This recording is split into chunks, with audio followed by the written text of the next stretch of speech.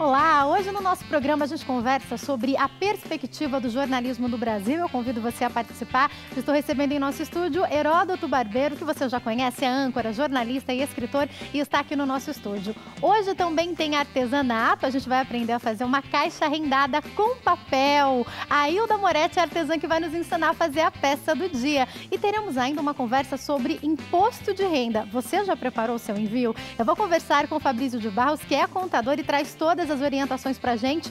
Não vai deixar tudo pra última hora, tá? Pega as dicas hoje. A gente tem muita informação e entretenimento. Não saia daí porque o nosso programa está no ar.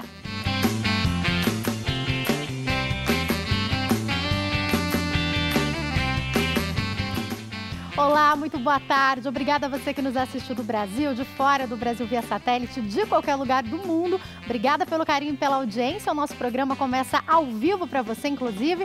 Você que vai sair para algum lugar, vai chegar no seu trabalho e quer continuar assistindo o nosso programa, pode acessar o nosso site www.hittv.com.br e nos acompanhar ao vivo. Nós estamos recebendo aqui no nosso estúdio para conversar com a gente hoje sobre o jornalismo. Heródoto Barbeiro. Heródoto, que prazer te receber aqui, viu? Jaqueline, obrigado pelo convite e pela gentileza. Eu fico muito contente. Estamos muito felizes em te receber aqui, é um prazer. E a primeira pergunta que eu queria te fazer é por que você se interessou por jornalismo? Eu sei que você tem outras formações também. Você é historiador, advogado. Por que jornalismo? Olha, na verdade, eu sou jornalista, assim, quase que por acaso. Se você me dissesse, olha, quando eu estava dando aula, você vai parar de dar aula para ser jornalista? Eu falei, não, você está louco. Mas aí começa a acontecer uma série de coisas na vida da gente, você começa a conhecer outras profissões. Aí eu fui conhecendo por circunstâncias assim, absolutamente inesperadas e acabei me apaixonando por jornalismo. Aí fui fazer faculdade de jornalismo, fiz na Casper Libero. Aí comecei a trabalhar e aos poucos eu fui deixando de dar aula e virei jornalista, como eu sou hoje. Integral, né? Integral. Agora, uma curiosidade. Você começou mais ou menos na área do jornalismo lá pelos anos 70, né? Foi, 75, 76, por aí. O que mudou, assim? O que você citaria como a principal mudança? Eu sei que foram muitas, mas o que você citaria como a principal mudança dos anos 70 para cá no jornalismo? Olha, acho que a mudança foi para melhor. Ou seja, hoje você tem uma quantidade muito maior de plataformas de jornalismo, como a TV aqui, tem internet, tem rádio, tem, em suma, muito mais do que você tinha no passado. Quando você tem muito mais empresas, emissoras fazendo a mesma coisa, todo mundo quer fazer o melhor. Então, a concorrência. Então, eu acho que hoje, dada a concorrência, que não é só brasileira, é global, você falou agora há pouco, né? O pessoal nos vê fora do Brasil. É verdade. Então, quando você tem essa concorrência global, as coisas tendem a melhorar. Então, eu acho que o jornalismo de hoje é melhor do que aquele quando eu comecei na profissão. Então eu já vou te emendar com essa pergunta. Quando a gente fala de audiência ou da briga pelas vendas, quando a gente está falando sobre impresso, a gente está falando de concorrência direta. Isso é prejudicial para o jornalismo ou não? Só tem aspecto positivo? Não, eu acho que isso é absolutamente positivo. Por que razão? Porque a gente precisa entender que quem faz a cabeça das pessoas, não somos nós, quem faz a cabeça da pessoa é ela mesma. Então é ela que tem na mão o controle, por exemplo, do Zap. Então, se ela quiser ver esse programa ou qualquer um outro, está na mão dela. Se ela quiser, por exemplo, entrar na internet e olhar o UOL, ou usar o R7, ou usar o Estadão, é ela que escolhe. Quando você ouve rádio, hoje você ouve rádio no celular, é você que escolhe a emissora de rádio. Então, eu acho que isso é muito bom, porque passou a estar na mão da pessoa, o controle para que ela possa ouvir A, B ou C. Isso eu acho fundamental. Eu estou esperando as pessoas participarem lá no nosso Facebook também, da nossa enquete. Nós preparamos 2 enquetes e uma delas é que tipo de jornalismo você prefere. Heródoto, a gente tem visto hoje uma diferenciação no jornalismo, porque se antes o jornalista simplesmente lia as notícias, e eu me lembro que quando eu me formei, eu no meu TCC ousei também dar a minha opinião, e eu lembro que foi meio contraditório entre os professores, porque nós quisemos ousar, até experimentando também um pouco do que acontecia no CNN, em outros jornais. A gente vê hoje no Brasil isso muito mais forte. Os jornalistas hoje podem opinar. A gente vê programas que trazem humor junto com o jornalismo, trazem entretenimento junto com o jornalismo. E ainda tem o jornalismo só informativo. Na sua opinião, tudo isso é positivo? Eu acho que sim. Eu acho que tudo isso é positivo. E quem deve julgar é a pessoa que é o receptor disso tudo. Ou seja, se eu assistir, por exemplo, um telejornal onde tem pitadas de humor, eu gosto, eu fico lá. Se eu achar que o humor atrapalha o jornalismo, eu mudo para outro canal, né? E assim sucessivamente. Então, eu acho que essas possibilidades, que hoje são muito maiores do que no passado, elas fazem com que as pessoas possam escolher. Então, por exemplo, vamos pegar um programa, um talk show, por exemplo, de grande audiência, que todo mundo conhece, que é o programa do Jô. Pronto. Tá? Se você me disser, olha, o programa do Jô é um programa jornalístico, eu diria, não é, ele é um programa de entretenimento. Mas ele tem momentos de jornalismo lá dentro? Tem. Porque o Jô é um cara inteligente e, às vezes, ele tem uma entrevista lá que ninguém tem, só ele tem, e aquilo pauta todo o jornalismo. Então, naquele momento, aquele programa é um programa jornalístico, ainda que ele toca, ainda que tenha música e por aí afora. Queria te dizer o seguinte, o jornal que eu faço juntamente com o pessoal lá na Record News, tem música. Nós temos música no jornal. Vocês dizem, tem música no jornal? Tem música no jornal. Então, como o jornal, como o seu aqui também é transmitido na internet, então de 8h30 às 9h, a gente põe ao vivo no portal, todo dia tem um conjunto musical diferente, eu já conheci gente que eu nunca vi na minha vida, e a gente pega uma dessas músicas e encerra o jornal com uma delas. E mais, chega no final de semana, eu que nunca imaginei apresentar programa musical, agora eu tenho programa musical no sábado e domingo. Por quê? Porque esses programas que eu vou fazendo ao vivo na internet durante a semana, para fechar o jornal, a gente junta e faz 2 programas chamados Talentos, no sábado às 9 da noite, domingo às 9 da noite. Então, o que eu nunca imaginei fazer programa musical, estou fazendo hoje. Gostou do entretenimento também? Olha, é uma delícia, é maravilhoso. É muito gostoso, muito né? Bacana, é extraordinário. Agora, Heródoto, quando a gente fala a respeito de tudo que a gente está vivendo hoje, a gente vai falar sobre as perspectivas do jornalismo no Brasil. A gente vive um momento da política muito complicado, um momento em que algumas coisas foram desmascaradas, um momento em que a gente depositou perspectivas que já foram frustradas em condenações e tudo mais, mas eu não vou entrar nesse assunto. Só que eu queria a sua opinião sobre o jornalista. A gente sempre fala que o jornalista é formador de opinião. Ele é mesmo formador de opinião? A forma como a gente conduz e leva a notícia pode mudar na hora que a pessoa vai votar? Olha, eu acho que pode. Por que razão? Porque eu acho que mais do que saber, se você me perguntar quem você vai votar para presidente da República, não é? Eu acho que isso não é tão importante como se eu te informar corretamente quais são os candidatos a presidente da República, o que é que pensa cada candidato a presidente da República, qual é o programa de cada um deles. Porque, mais uma vez, eu volto a dizer o seguinte, eu acho que aqui, eu não quero que ninguém me faça a minha cabeça. E eu também não trabalho para fazer a cabeça de ninguém. Eu acho que quem tem que fazer a nossa cabeça somos nós mesmos. Agora, nós jornalistas temos um papel importante. Como? Informando corretamente as pessoas para que elas escolham, para que elas formem a cabeça e elas olhem, por exemplo, se ela tem 10 candidatos a presidente, a escolher aquele que a pessoa acha que é o melhor para o nosso país. Porque ela foi bem informada com isso. Sem dúvida alguma. Agora, a gente estuda muito, eu, por exemplo, quando fiz faculdade, estudei muito sobre a imparcialidade no jornalismo. Por mais que o jornalismo tenha que ser imparcial, o jornalista nunca é imparcial. Como é que você vê essa questão, Heródoto? É lógico, é claro, não existe imparcialidade. Se você me perguntar, para que time você torce? Eu sou corintiano, perdi a imparcialidade, na verdade. Agora, a gente não pode confundir imparcialidade com isenção. Isenção é o seguinte, isenção é a gente olhar a coisa com espírito crítico, a gente não manipular, a gente não mentir, a gente não distorcer. Né? Ainda que eu tenha o time do meu coração, eu não posso, meu time perder de 2-0 e dizer para todo mundo que ele ganhou de 2-0, quando ele perdeu. Não é verdade? Então, acho que as pessoas não devem confundir imparcialidade, que, na minha opinião, não existe, com isenção. No momento em que você, por exemplo, você olha, hoje a gente vai fazer um programa assim, assim, assim, como você fez na abertura, pronto, não tem imparcialidade, você escolheu, não é verdade? Então, aquilo é uma escolha sua. Agora, essa escolha não quer dizer que eu sou obrigado a aceitar. O telespectador não é obrigado a aceitar, o internauta não é obrigado a aceitar. Então, eu acho que é isso que faz a democracia, a gente desenvolver o que a gente chama de espírito crítico. Aliás, já que você citou a democracia, eu quero falar sobre internet, que é a possibilidade de qualquer pessoa escrever sobre qualquer assunto. E daí a gente tem os blogs, os blogueiros, as blogueiras, e a gente tem muita informação e muita informação que não é certa, que não é real na internet. Isso é um perigo? Isso é só bom? Como você, como jornalista, vê essa situação? Olha, primeiro eu acho isso o seguinte, eu acho ótimo. Por que razão? Porque no passado, quando você não era nascida, você fazia jornalismo, você tinha 2 ou 3 veículos de comunicação. Hoje você tem dezenas de veículos. Né? Hoje você tem, por exemplo, centenas de blogs. Você vai dizer, bom, mas como é que eu posso saber se esse blog está falando a verdade ou não? De acordo com a credibilidade que o jornalista tem. Então, por exemplo, se eu ler o blog da Miriam Leitão, do Paulo Henrique Amorim, do Luiz Nassif, do Ricardo Couto, do Nilando Beirão, eu sei que são pessoas que têm credibilidade. Então, se esses caras publicarem alguma coisa no blog dele, eu vou acreditar. Agora, se o João das Couves, que eu nunca ouvi falar na minha vida, né, botou no blog, olha, a Torre Eiffel caiu, eu não vou acreditar. Não é verdade? Então, eu acho que a gente precisa decidir bem. Outra coisa, eu acho que o fato de qualquer pessoa, qualquer um de nós agora aqui poder abrir um blog, um site, um Facebook, como você falou agora há pouco, é democrático. Porque o cara tem um lugar agora para colocar as opiniões dele. Então, se você concorda, se você não concorda, se você vai ler, se você não vai, é outra história. Mas hoje, qualquer cidadão comum pode estar na periferia, pode estar aqui no centrão, pode estar em qualquer lugar, ele tem um espaço para ele colocar o que ele pensa lá. Eu acho isso ótimo para a democracia. E até mesmo pelo celular, não pagando pela internet, usando um 3G, né? Exatamente. Ele pode fazer isso. Exatamente. Agora, eu preciso te fazer uma pergunta. Quando a gente fala a respeito de toda essa situação, da pessoa julgar o que ela quer assistir, da pessoa julgar o que ela quer acessar e dela julgar se essa é uma notícia real ou não, de acordo com quem está escrevendo, a gente vai cair um pouco na questão da educação também. Porque não são todas as pessoas que têm a capacidade de julgamento, uma capacidade de julgar da forma correta.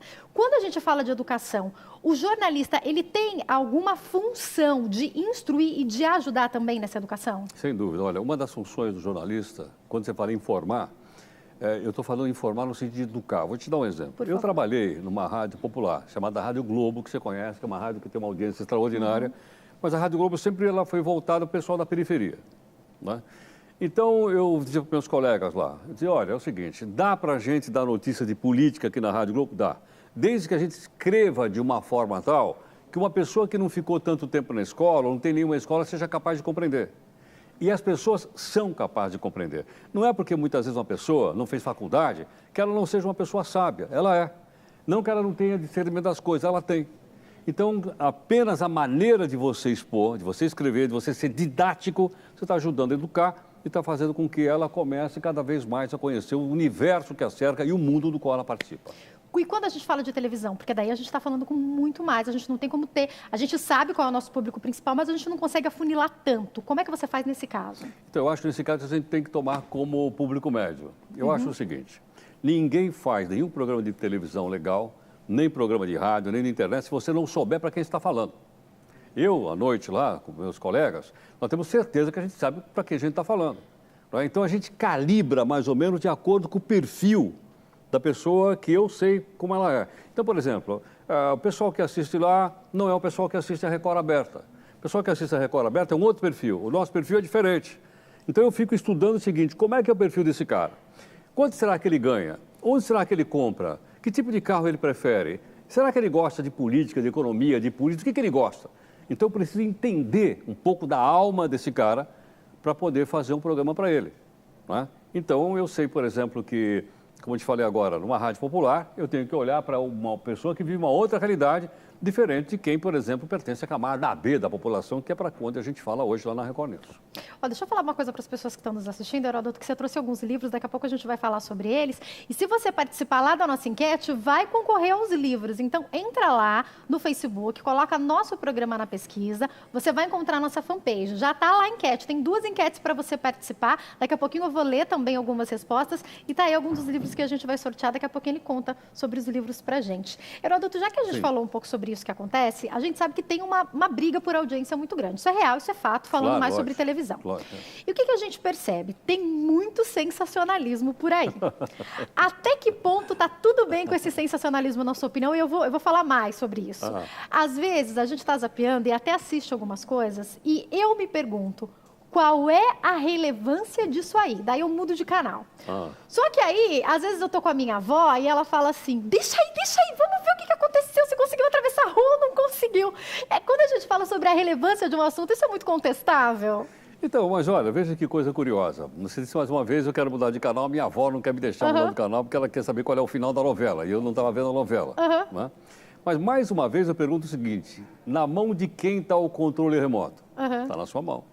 Tá certo? Então, por exemplo, se a gente está na TV a cabo, como nós estamos aqui, quantas TVs a gente tem à nossa disposição? Eu vou pagar R$ 29,90, o cara falou com R$ 29,90 eu tenho acesso a 100 emissoras. E mais uma coisa que eu queria te dizer, eu conheço um pouquinho a periferia de São Paulo, eu dou uma forcinha lá. O pessoal tem parabólica aberta, essas que a gente compra aí na Casa Bahia, parabólica aberta. Quantos canais ele tem à disposição dele lá? 30. 30 canais. Então, se ele tem 30 canais, ele pode escolher o que ele quer. Então, tem a Cultura, tem a Globo, tem a Record, tem a SBT, tem a Senado, tem a TV Pública, tem a TV Justiça, em suma, tem 30 para ele escolher. Agora, se ele escolhe ver uma TV que é sensacionalista, é o direito que ele tem. Tá certo? Isso reflete, como você falou no começo, o índice educacional e cultural do nosso povo. Mas isso é uma coisa que a gente precisa ir mudando gradativamente. E nós, que somos jornalistas, mexendo com meio de comunicação, nós temos uma responsabilidade para ajudar o pessoal a melhorar. Tá? Agora, o direito dele ver ou não ver, é ele. Eu acho que a única coisa que a gente tem que tomar cuidado é o seguinte: é da gente não colocar em horários impróprios para crianças coisas que crianças não têm ainda maturidade psicológica para ver. Agora, eu acho que se um canal, se uma pessoa é um adulto, essa pessoa é um adulto, ela decide o que ela pode ver e o que ela não pode ver. Independente do que isso possa causar, porque se a pessoa é adulto, ela decide. Porque assim, Lógico. eu conheço pessoas que assistem alguns jornalismos sangrentos, que eu não sei nem se a gente pode chamar de jornalismo, e que ficam em pânico. Daí alguém da família sai, daí a hora que ela vai sair, o coração dispara, porque problemas e mortes e assassinatos, isso sempre existiu. É que agora isso é televisionado 24 horas por dia, lado, né? eu concordo com você, que há um sensacionalismo, sem dúvida alguma, eu concordo. Mas do outro lado, tem um aprendizado muito grande. Por quê? Porque você começa a se inteirar de coisas que podem acontecer com qualquer um de nós. A gente não quer que aconteça. Você diz, não, eu nunca vou ser assaltado. Você acha que eu vou parar num sinal, o cara vai me assaltar? Um dia vem o cara e me assalta. E numa dessas, o que eu ouvi lá no programa de polícia? Vale a pena, de repente, né? Dizer, olha, não reage, porque fulano ali reagiu e que deram um tiro na cabeça dele e ele morreu. Por quê? Porque o cara reagiu. Engatou o carro. É melhor, então, né, a gente aprender que, infelizmente, você não pode reagir. Então, eu acho que tem esses aspectos também, que são aspectos que chamam bastante atenção. Então, outro exemplo. À noite, eu quase não dou notícia de polícia lá, raramente. Outro dia nós demos. Sabe por quê? Por quê? Porque me chamou o lado da desumanidade. Era o caso de uma moça que é modelo em Goiás. E até a Record fez a matéria. Ela e o namorado chegaram na casa do sogro e tal, e coisa, vieram os caras, renderam todo mundo, botou todo mundo deitado na sala. E ela disse, o meu filhinho de 1 ano está no carro. Então, dali a pouco, a câmera da casa mostra o bandido trazendo a criança de 1 ano e coloca perto da mãe, e a criança começa a brincar com a mãe. De cavalinho, como se estivesse brincando, ele não sabia o que estava acontecendo. O que o ladrão faz? Vai dar um tiro na cabeça dela. Que sorte, essa mulher escapou. Nasceu de novo. Depois até andei a gente procurando, sempre notícia dela, e a notícia é que ela está... Mas veja, por que nós mostramos isso? Isso é o sensacionalismo? Não. Porque era uma demonstração de desumanidade. Você lembra aquele caso do bolivianinho que estava no colo da mãe? Que começou a chorar no assalto e o bandido vai... Quer dizer, isso tem que ser mostrado. Por mais doloroso que uma coisa dessa possa parecer, eu acho que mostrar uma coisa dessa não é um sensacionalismo. É a gente mostrar o seguinte, até onde pode ir a estupidez humana. Agora, como para jovens jornalistas ou para as pessoas que estão nos assistindo, a gente consegue nivelar essa linha? Porque eu concordo que tem muita coisa que tem que ser noticiada. É a forma que a gente noticia que transforma isso em sensacionalismo? Claro, não? Lógico. O sensacionalismo o que é? É a gente levar às últimas consequências as sensações humanas, tá certo? Por exemplo, sei lá, acontece um caso, aí você pisa, repisa, mostra a imagem de mostra, e você nem sabe quem matou, mas você fica dizendo que foi fulano, tá certo? Aí você começa a criar uma série de hipóteses em cima daquele fato, sem saber o que você está dizendo, mas como você percebe que o Ibope está subindo, alguém grita na sua orelha, não, continua, continua, e você continua falando porque o Ibope está subindo. Isso sim é sensacionalismo, não é? Agora, eu acho que o fato da gente mostrar de uma maneira equilibrada aquilo que acontece com o ser humano em qualquer situação, isso é jornalismo. Agora, voltando só, porque esse ano é ano de eleição, né? Então eu quero voltar só a fazer essa pergunta. Quando a gente fala, e aí a gente pode falar de sensacionalismo ou de jornalismo de entretenimento, de qualquer área do jornalismo. Quando a gente noticia, por exemplo, se você lá no seu programa traz um político e começa a questioná-lo, vamos pensar um político corrupto, e você começa a questioná-lo sobre vários fatos de corrupção, vai trazer à memória do telespectador coisas que aconteceram que talvez o telespectador tenha se esquecido. E esse político, ele novamente se candidatou e no final do ano ele vai tentar ser eleito. Estou dando um exemplo aí, que nem é comum, imagina, no nosso país. Conforme você vai escolhendo as perguntas e vai trazendo à memória o que já aconteceu, não está, de repente, na sua mão, enquanto jornalista, ajudar as pessoas que estão em casa a decidirem se vão ou não votar naquele camarada? Então, olha, queria dizer o seguinte, eu entrevisto muito político, quase toda noite eu entrevisto um, né? Acho que a nossa missão como jornalista é pressionar o cara. Não me interessa se ele é do partido A, se ele é do partido B, se é do partido C, isso não me interessa. Não me interessa se eu votei nele, se eu não votei. Eu estou ali representando uma parte da opinião pública, que são os telespectadores da Record News. E eles confiam em mim que eu vou perguntar para o cara aquilo que ele gostaria de saber. Vai fazer as perguntas que a pessoa que está em casa quer fazer, Exatamente, quer dizer, muitas vezes até eu sei a resposta que o cara vai dar, mas eu fico imaginando o seguinte, o telespectador gostaria que eu perguntasse. Por exemplo, vou te dar um exemplo. Ontem à noite foi lá um especialista em aviação para falar desse caso do avião da Malaysia Airlines que desapareceu. Eu fiz uma opção de pergunta para ele que eu já sabia a resposta. Eu tenho brevê, eu voei quando era jovem. Mas eu pergunto para o cara como se eu fosse um leigo. Porque eu imagino que o meu telespectador é um leigo, se eu fizer pergunta técnica, é para mim que ele vai responder e não para o telespectador. E eu não quero que ele responda para mim. Responder para mim, eu falo com ele no intervalo. Não é verdade? Quando está no ar, ele está respondendo ou para o meu telespectador ou para o meu internauta, já visto que o programa lá também é em dupla plataforma. Agora, com tantos anos de carreira, houve algum momento em que você se deparou com o jornalismo com contradições, com momentos difíceis? Passei por muitos problemas difíceis. Para você ter uma ideia, eu fui apresentador do Roda Viva da TV Cultura. Então, eu entrei em várias frias no Roda Viva. Né? A minha maior fria está no programa de comemoração do Roda Viva. Foi com o candidato à presidência da República, Orestes Quercia, do PMDB, que deu um quiprocó no estúdio, quase deu pancadaria no estúdio. Eu achei até que tinha perdido o meu emprego. Né? Mas passei por outras. Passei também por uma situação em que um candidato a prefeito em São Paulo, nem vou falar o nome dele, o Maluf. Não precisa falar que é o Maluf. Ele foi dar uma entrevista lá na TV Cultura e eu falei para ele assim, o senhor está escondendo que o senhor foi apoiado pelo Collor. Não, não foi, porque eu vi a imagem do senhor na casa da Dinda. Aí ele no ar falou assim, eu desafio você e a TV Cultura a mostrar que eu tive na casa da Dinda. Eu falei, olha, eu sei que o senhor tem porque fui eu que editei a matéria. Bom, o que aconteceu? Deu um maior bafafá que você possa imaginar, botaram aquele arquivo inteiro, me liga o presidente da TV Cultura, falou, meu, você tem certeza? Eu falei, absoluta. Bom, dali a pouco acharam a imagem, só que ele não estava na casa da Dinda. A casa da Dinda estava em reforma, ele estava na casa do cunhado. E ele, então, se pegou nisso para dizer que não era na casa da Dinda, aí teve um editorial lá também, tá certo? Quer dizer, aquilo era irrelevante. É, né? Lógico. Mas para você ter uma ideia, que numa entrevista, para mim, é um desafio intelectual, na qual toda vez que o jornalista pode dar um nocaute na fonte, ele dá, mas ele toma muitos. Eu já tomei um monte de nocaute. Já aconteceu contigo em algum momento de pensar assim, pergunto ou não pergunto isso? Já ficou pensando? Já.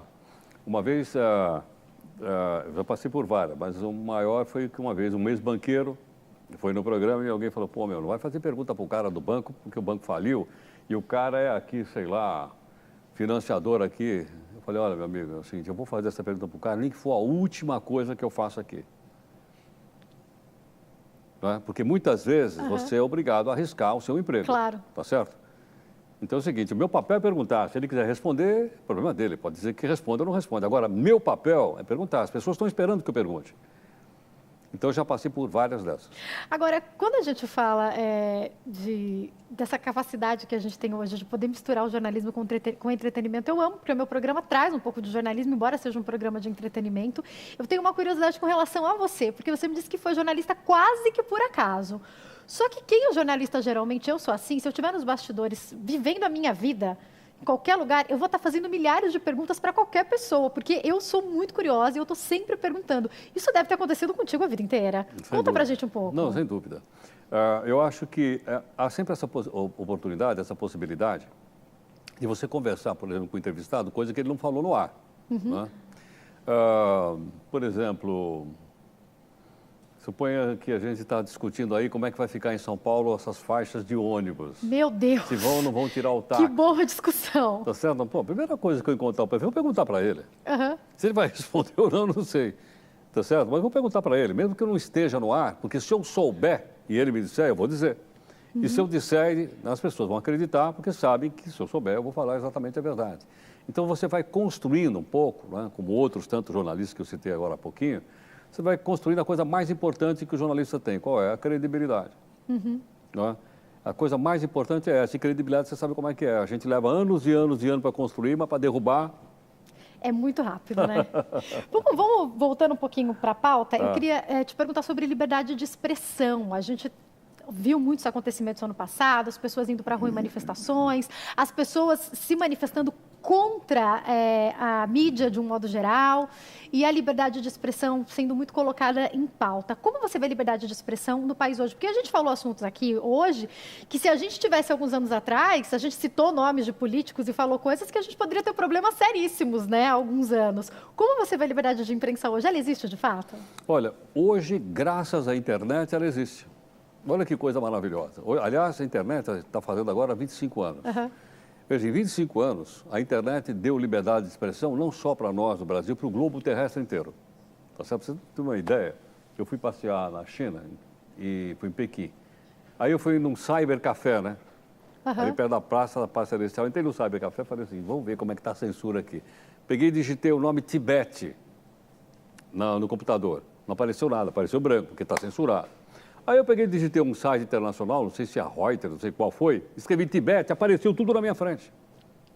Então, quer dizer, qualquer chinês poderia dar um gap em cima da censura ao entrar num site internacional e ler tudo que ele queria ler sobre a internet. Então, veja o seguinte, graças a ela, hoje você tem total liberdade de expressão. Então, a liberdade de expressão pode ser um palanque político, pode ser um jornal, pode ser televisão, pode ser internet, pode ser uma manifestação de rua.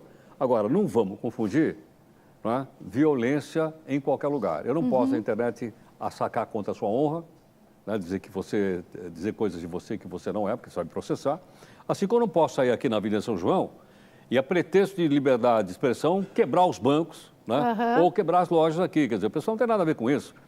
Então, dá para fazer uma passeata aí, abaixo, sei lá, qualquer coisa? Pode. Sem colocar fogo em nada, sem virar carro nem de ponta cabeça. Claro, que isso, inclusive, diz respeito à própria civilidade das pessoas. Sem dúvida nenhuma. Como eu tenho pouco tempo, a gente já vai para a enquete, mas tem mais uma pergunta da enquete que eu preciso te fazer, porque senão quem está estudando jornalismo, os jornalistas vão ficar bravos comigo, que é a obrigatoriedade ou não do diploma, que toda hora cai, toda hora volta. Eu sei que você começou exercendo a profissão sem ter o diploma e depois foi cursar a faculdade. Essa questão é relevante hoje, na sua opinião? Não, eu acho que ela não é relevante hoje. Eu acho o seguinte, na minha opinião, eu acho que o que faz o jornalista é formação, né? Se você me disser, é bom jornalista ir para uma escola? É. É bom jornalista frequentar uma boa escola de comunicação? É. Eu tive recentemente na ESPM, Escola Superior de Propaganda e Marketing. Eles têm um belíssimo curso de jornalismo. Quando em outras escolas estão fechando, eles estão abrindo. Olha que coisa interessante. Agora você vai dizer, bom, mas você não precisa de diploma, por que eu vou fazer o curso? Porque eu quero aprender a fazer jornalismo. Então, eu vou numa escola, eu aprendo a escrever, eu aprendo a falar, eu aprendo a editar, eu aprendo a ética, eu aprendo moral. Tá certo que eu vou aplicar na prática. Então, eu acho que o jornalista tem que ser avaliado pela sua atuação e não por um pedaço de papel que ele pendura na parede. Eu sou favorável a uma descompensação geral dos diplomas, com exceção de alguns. Médico, não. Engenheiro, não. Mas, por exemplo, o pessoal vai ficar bravo comigo. Bibliotecário. Eu trabalhei como voluntário na biblioteca do Departamento de História da USP, de graça. Até o dia que descobriram que eu não era bibliotecário. Eu trabalhava de graça, então o senhor não pode ser bibliotecário. Aí eu parei de trabalhar de graça. E por aí afora. Qual seria a relevância de um diploma nesse caso? Você entendeu ou não? Agora você vai dizer, não, mas olha, aprende. É bom fazer escola? Ah, sim, olha, eu queria trabalhar na biblioteca, então precisa aprender. Onde é que você vai aprender? Na escola da biblioteconomia. Agora, aprender é uma coisa, agora exigir um pedaço de papel, isso é uma coisa que me lembra um regime que eu nem vou dizer o nome aqui, é o fascismo. No Estado fascista é que todo mundo tem que ter carteirinha. E quem gosta muito, provavelmente vai querer aprender mais, especializar e tudo mais. Lógico. Eu tenho que encerrar, a gente já vai falar dos livros, mas eu preciso fazer uma pergunta antes, que é o seguinte, já aconteceu muito, já que você falou um pouquinho sobre bastidores, eu fiquei aqui pensando, já te disseram muitas coisas nos bastidores que você não pôde falar? Você já descobriu muita coisa de fonte que você não pôde falar? Não. Sabe por quê? Por quê? É que tal negócio. Se você não quer que ninguém saiba, não conta para o jornalista. É verdade. É ou não é? Não conta isso pra mim, né? Não conta no jornalista. Olha, não precisa ser no programa, não. É ou não é? Vou te contar um fato rapidinho. Por favor. O Bill Gates. O Bill Gates foi entrevistado na Bloomberg, televisão, em Nova York, fez meia hora de entrevista e tal, terminou a entrevista, o apresentador, como você, falou com a sua produtora, e ela perguntou, escuta, o Bill Gates falou alguma coisa importante? Ela não falou nada, só fez propaganda da Microsoft. Põe alguma coisa aqui no teaser, não precisa pôr, o cara não falou nada. Convidou o Bill Gates para tomar um cafezinho lá, antes de ir embora. Aí toma café, aí o Bill Gates falou para o cara assim, eu tenho que ir embora. O que aconteceu? Não, sabe o que acontece? Eu recebi hoje de manhã uma correspondência da Suprema Corte dizendo que vai processar a Microsoft, porque nós estamos tendo um monopólio de acesso à internet. Olha aqui, quando o cara acabou de falar isso para o jornalista, ele saiu correndo de lá, acendeu a luz do estúdio, entrou lá e disse, olha, a Microsoft está sendo processada por monopólio. E onde ele obteve isso? Na hora do cafezinho. Então, se você não quiser que a gente fale, não fala para o jornalista, porque se falar, o cara vai publicar. Ai, gente, que entrevista maravilhosa. Por mim, eu ficava muito tempo aqui, mas ele tem vários compromissos. Vamos falar dos livros. Você trouxe 3 livros para gente, né, Heródoto? Por favor, fale sobre eles. Então, rapidinho, isso aqui é uma coleção de textos pequenos, fáceis, sobre filosofia. Para quem gosta um pouquinho de filosofia. Esse aqui é para o pessoal que está no ensino médio. Esse aqui é livro para jovens sobre o Renascimento, aquele período ali do século XV, XVI, conta um pouco a história do Renascimento. E aquele ali é um livro que eu tinha um programa chamado Mundo Corporativo no passado, e ali tem um pouco sobre empresa e como você tem um equilíbrio para poder dirigir uma empresa. Então, são 3... Para todos os públicos, né? Para todos os públicos. Vamos dar uma olhadinha na enquete, produção? Vamos ver o que as pessoas responderam? A nossa pergunta foi que tipo de jornalismo você prefere? Se é jornalismo informativo, se é jornalismo com entretenimento, jornalismo só com opinião ou jornalismo sem nada, só o informativo mesmo. A Francisca diz que informativo com opinião, a Márcia diz informativo com opinião, Robson com humor e opinião, Jaqueline Freires, como jornalista devo ser imparcial. A Quelita diz que apenas informativo.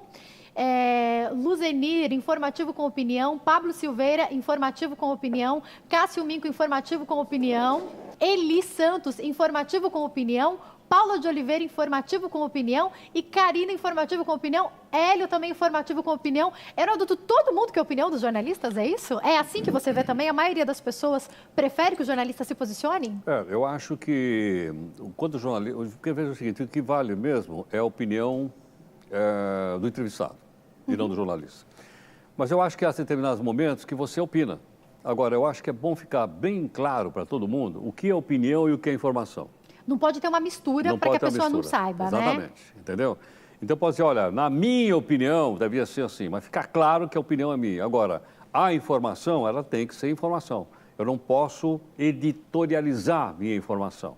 Eu não posso querer misturar na informação as minhas preferências. Eu acho que isso faz com que as pessoas percam um pouco o senso da realidade. Quer dizer, deixar claro que é uma nota pé, por exemplo, acabou a notícia e daí você dá uma informação complementar, tipo, resta saber isso, porque é uma informação complementar ou se você está dando a sua opinião sobre esse assunto. Isso tem que ficar bem claro para quem está assistindo, Exatamente. Né?